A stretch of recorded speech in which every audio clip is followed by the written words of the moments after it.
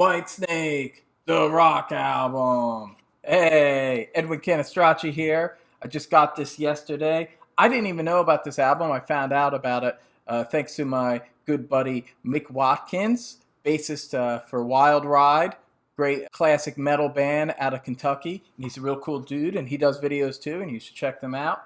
And one day on Facebook, I noticed he mentioned this album, and I was like, oh shit, I'm a big Whitesnake fan. I didn't even know about it. So I jumped on that. And at first I was like, oh, it's just an album of remixes, a compilation. But then he told me that it had a bunch of songs from the Restless Heart era.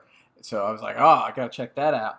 Because Restless Heart, for I'm sure some of you diehard Whitesnake fans know, but the casual Whitesnake fans probably don't even know about this album, especially in America, because it wasn't released in America. It was only released in the UK in the mid '90s, where that scene. I feel like Whitesnake was associated with the hair metal from the late '80s, even though they were just a classic, great bluesy hard rock band that formed in the late '70s and really shouldn't have had that stigma. But David Coverdale did have some, had some big hair in the late '80s, and they did that stuff. But so did Aerosmith, so did even Guns N' Roses, in their first video or two. But anyway, don't want to digress. That's an album that was only released in the UK, and that title track, which is an awesome song, and a couple other songs and bonus tracks from that era were remixed and put on this album, along with also a song from his solo album, also from, I believe, the very late '90s. And so a lot of cool stuff. But also, this is the thing about Whitesnake and remixes. Normally, I'm not a big remix guy. If you watch my Megadeth video, with the exception of one or two of the remixes, I really did not like the 2002 Megadeth remixes, like a lot of people. I think my biggest issue with remixes is when they're kind of there to take the place of the original mix. And I don't like that. It's like, George Lucas special edition Star Wars type stuff. Like, it's one thing if he wants to do it, but it's another thing when he tries to make the old versions obsolete. And that's what I don't like. I like the older versions to be preserved. And the cool thing about Whitesnake's been doing over actually pretty consistently for the past few years now. They've been releasing these deluxe editions of their of the albums, so their biggest albums anyway, like the mid '80s ones. They did Slide It In, the '87 album, and Slip of the Tongue, and they released the original mix. The original mix is there, and in some cases, like Slide It In, there were two mixes. There was the UK mix, and then there was a US remix. And in addition to that, like with the Slide In deluxe edition, the latest one that came out, they had the original UK mix, the original US mix, plus a new 2019 remix, which was really good. And normally I'm not a remix guy, but this 2019 remix was really good. Plus, it wasn't replacing the other mixes. You had remastered versions of those remixes as well. Like, Whitesnake is giving you a lot bang for your buck. So it's preserving for historical significance, and just because you might want to hear the original mixes, it's preserving the original mixes and remastering them while also giving you a updated remix if you want to hear kind of like a new spin on the material. That's a much better way to do things, in my opinion, because then you get your cake and eat it too. You can have the original version, but if it's an album you love, hey, why not also listen to the remix? Plus, even though I almost 9 out of 10 times always prefer the original version, I actually have to say I actually preferred that 2019 remix of Slide It In. It just was a little punchier. The guitars came out a little bit more. I liked it. I loved it, actually. I loved it. That's my preferred version of the album now, although I listen to all the mixes. That's my favorite Whitesnake album. But anyway, so this is a compilation, and I got both the digital copy and this vinyl, and the vinyl sounds great. I just listened to it tonight and rocked out on it. And essentially, it's part of a series. It's going to be a series. It's the white, red and blue series. David Coverdale explains in the liner notes. White is the rock, so that's the rock album, and it's more of the heavier and hard rocking songs. And the next one will be the red album, which will be the ballads, which I don't really care so much about, so I might skip that one. I'll give it a listen, but I probably won't buy it. Then there's the blue one, which will be like the bluesier stuff, which makes sense. And these are also, as I found out in the liner notes, and check out these liner notes. They're very extensive and very cool. he goes into detail. David Coverdale writes about every song on this, like he specifically every song and in detail. It's like not a rush job. Like he seems to be, maybe because he's at a certain age now, he seems to be caring about, like, I don't know, preserving his legacy or something. He wants people to kind of give Whitesnake the respect that they're due. And you can tell he's very passionate about it. He goes into a lot of detail about every song, where it came from, and what they did with the remix. And in addition, he explains that this is part of a project for the next couple of years. Just like with the Slide It In Deluxe Edition, there's going to be another version of the 1987 album and a Slip of the Tongue. Along with the original mixes remastered, there'll be new remixes. A lot of people might like that, especially Slip of the Tongue, because I know a lot of Whitesnake fans, especially the ones that like their old school stuff, they weren't crazy about Steve Vai being on it. They thought he was too much of a modern kind of guitarist and not bluesy enough. So it sounds like from just the track here that represents that, Judgment Day, that they're pretty much kind of getting rid of Steve Vai, with the exception of a few of the leads. It sounds like they're trying to make it sound a little more of a, I guess it's more hard rock and a little less late 80s hair metal. I gotta say, that's one of the versions, even though I love that song, Judgment Day is one of my favorite Whitesnake songs, so I don't mind hearing any version of that song. It still sounds great, it's still rocking. I kind of prefer the original one. I think it loses a little of its atmosphere without that production and some of the Steve Vai parts. Also, I love Still the Night, the remix version of that. I mean, that's one of the greatest songs ever written, in my opinion, and my favorite Whitesnake song. So I don't mind hearing another more hard rocking version of it. It's great, but I think it loses a little of its mysticism without some of the production. Give Me All Your Love. Give Me All Your Love, also from the 87 album. This version smokes.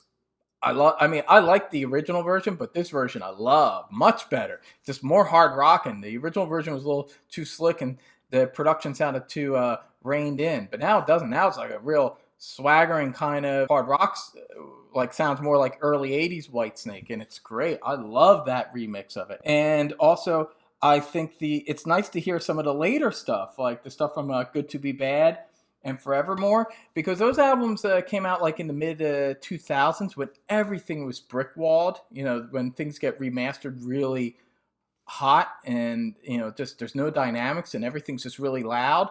And Whitesnake was with some of the remasters of that period, they were mixing everything really too loud. They started to pull back. A lot of bands have started to pull that back, which is great in recent years. The loudness war seems to be kind of fading into history now a little bit, which is great for us people that actually know that we can raise the volume and don't need we don't need it to be mixed that loud or mastered that loud.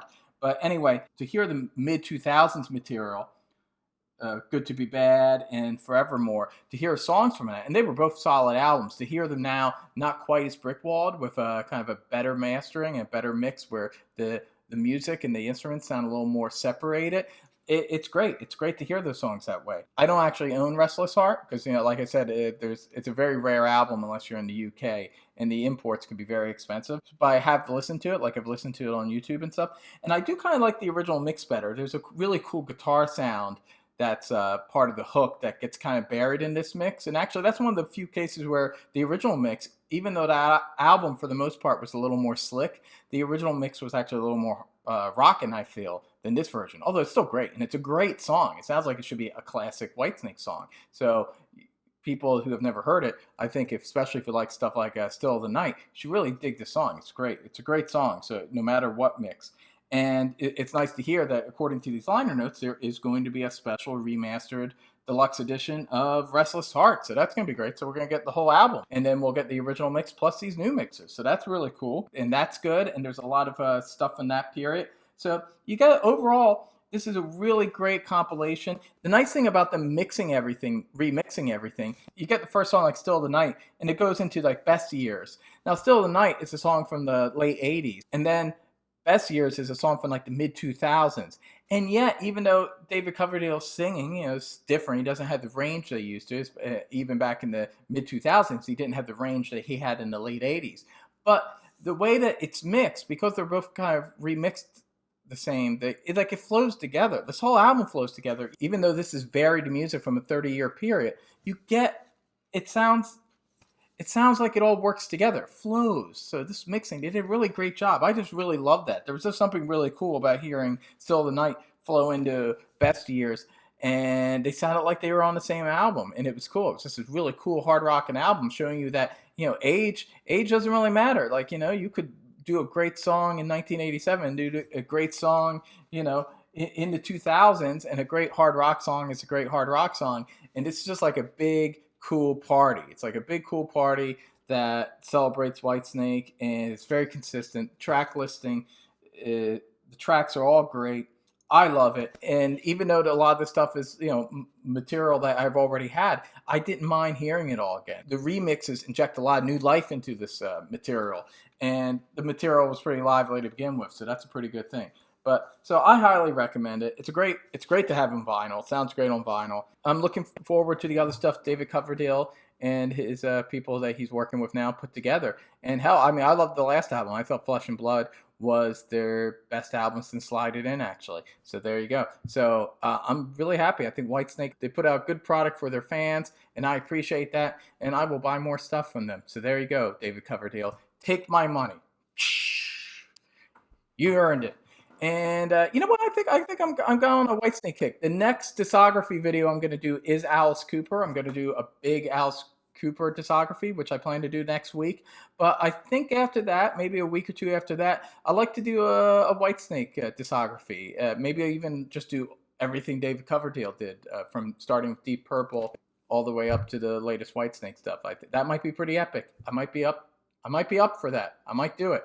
And I'd like to educate people, especially younger people that might not know too much about Whitesnake short of a few of the radio hits. I like them to know what's going on with this band. A great band. One last thing I want to say. When I was listening to this album today on vinyl, it really occurred to me that essentially Whitesnake is like a soul band, or like kind of an R&B band, like the Temptations or Otis Redding. Like it feels like that's where it's coming from. Like more, they usually get cited as like blues influence, but to me, the soul influence really hit me. And I was like, wow, David Coverdale is essentially doing soul music, but cranked to 11 with a really loud, hard rocking band. At times, metal. And I think that's really cool. And it's very soulful music, and I love it. And it's got a groove, and it's sexy. It's hot. It's awesome stuff.